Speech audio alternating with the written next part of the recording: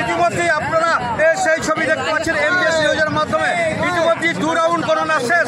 এই 2 রাউন্ড করোনার ফলাফল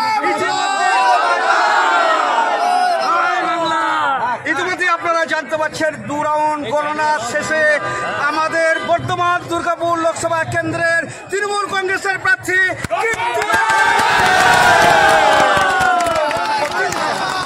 ইতিমধ্যে দেখতে পাচ্ছেন মাত্র 2 রাউন্ড করোনা ইতিমধ্যে শেষ হলো। এই 2 রাউন্ড করোনা শেষে এগিয়ে আছে বর্ধমান দুর্গাপুর লোকসভা কেন্দ্রের তৃণমূল কংগ্রেসের প্রার্থী ও পূর্ব বর্ধমান লোকসভা কেন্দ্রের তৃণমূল কংগ্রেসের প্রার্থী। দুটো প্রার্থী মোটামুটি 10টা পর্যন্ত 2 রাউন্ড করোনা শেষ হয়েছে। 2 রাউন্ড করোনা শেষে বর্ধমান দুর্গাপুর লোকসভা কেন্দ্রের কীর্তি আজাদ এগিয়ে আছে। কীর্তি আজাদ এগিয়ে আছে। কত ভোটে এগিয়ে আছে ঠিক এই মতো অবস্থায় আমরা প্রিয় দর্শক জানাচ্ছি না, কিন্তু জেনে রাখুন বর্ধমান দুর্গাপুর এবং পূর্ব বর্ধমান দুটো ক্যান্ডিডেট তৃণমূল কংগ্রেসের দিকে ভারী হয়ে এখনো পর্যন্ত আছে। এইবার সেই মতো অবস্থায় আমরা ইতিমধ্যে পেয়ে গেছি মন্তেশ্বর ব্লকের হেভি ওয়েট নেতা। তবে জানতে পেরেছি 30 থেকে 50 হাজার ভোটে আহমদ হোসেনের নেতৃত্বে মন্তেশ্বর বিধানসভা কেন্দ্রে কীর্তি আজাদকে জয়লাভ করাবে। ইতিমধ্যে আপনারা সেই ছবি দেখেছেন। আর এখন আমরা সরাসরি কথা বলবো আহমেদ হোসেন শেখের সঙ্গে। আচ্ছা, আপনি মন্তেশ্বর বিধানসভায় কি বলছেন?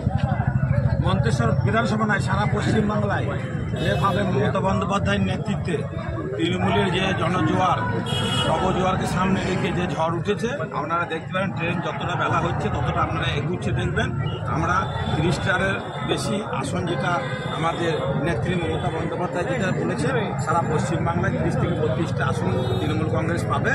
এবং আমাদের বর্ধমান দুর্গাপুর লোকসভা কেন্দ্রের যিনি আমাদের তৃণমূল কংগ্রেসের প্রার্থী ছিলেন কীর্তি আজাদ মহাশয়, তিনি 70 থেকে 80 হাজার ভোটে লিড করবেন, কোনো সন্দেহ নেই।